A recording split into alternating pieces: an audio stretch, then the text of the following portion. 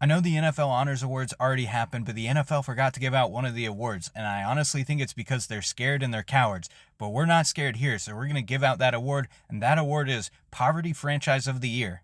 Now there were a lot of teams that wanted to compete for this award this year. I counted like 9 or 10 teams. That's like a third of the NFL that wanted to win Poverty Franchise of the Year award.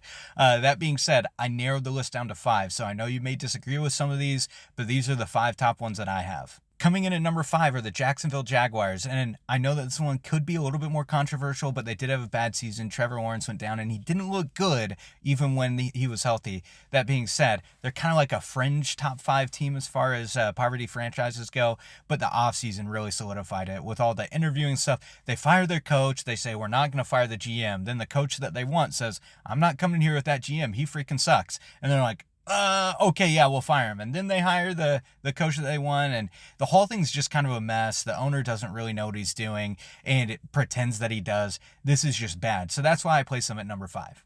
Coming in at number four, and I'm sorry for the poor picture graphic, but this is my favorite play that the Cowboys have ever run. It was so fun.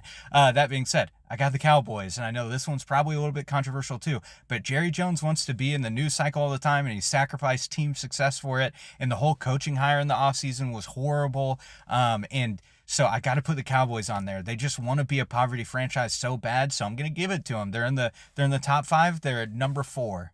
At number three, and this just had to happen, the New York Giants. And I know, I believe in Brian Daboll. I think he can be a good head coach. But signing Daniel Jones to the contract they did after he threw, a pitiful amount of touchdowns in the season where they won a playoff game against the Vikings, and then not re-signing Saquon Barkley and having that be on, Hard Knocks or whatever, and that being so public that they're such idiots and decide to move on from him, only for Saquon to go on and almost break the rushing yards record in a season and win the Super Bowl is just pitiful. It's terrible. It's just complete signs that it's a terrible franchise and they're close to being top two for poverty franchise. At number two, the other New York team, the Jets, they are just horrible. The decision to give everything over to Aaron Rodgers for the team and then to blame anyone else possible other than him is bad. I know that they're finally going to probably move on from him, but this was just a horrible decision by a horrible franchise. And you see a guy like Sam Darnold doing really well somewhere else after the Jets absolutely ruined him,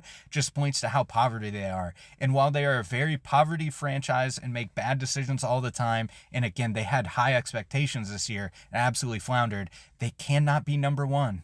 At number one for another consecutive year, congratulations, Cleveland Browns. You get here yet again. The contract that you gave to Deshaun Watson is so bad that this is going to probably extend for another year or two as the worst poverty franchise of the season. And I mean, when that trade happened, people already thought it was a bad deal, and it was obviously ethically wrong to give a guy like that such a big contract, and there's a reason no other team was doing it, and then they weren't gonna get him, so they're we'll just give you everything, it's all guaranteed.